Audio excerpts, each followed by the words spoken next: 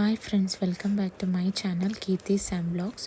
So ఇవాళ వచ్చేసి నేను మీకు ఇందిరమ్మ ఇల్లు స్టేటస్ అండ్ సర్వే లిస్ట్ అనేది ఎలా చెక్ చేయాలో చెప్తాను. ఫస్ట్గా వచ్చేసి yojnavala.co.in అనే వెబ్సైట్కి లాగిన్ అవుతే మనకి పేజ్ అనేది ఓపెన్ అవుతుంది.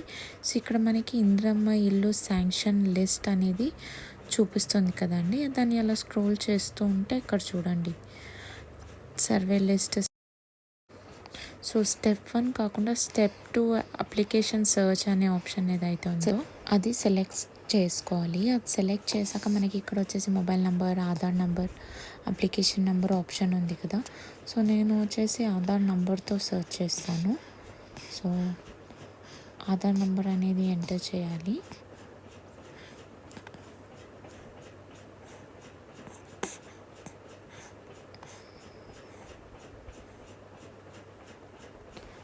సో ఆధార్ నెంబర్ అనేది ఎంటర్ చేశాక మనకి applicant name, mandal, ward number అవన్నీ డీటెయిల్స్ అనేది వచ్చేసాయి. సో ఇలా వచ్చేసి మనము ఎవరికైతే లైక్ శాంక్షన్ అయిందో, ఎవరిదైతే సర్వే అయిందో వాళ్ళ డీటెయిల్స్ వస్తుంది. సో ఇప్పుడు ఏదైతే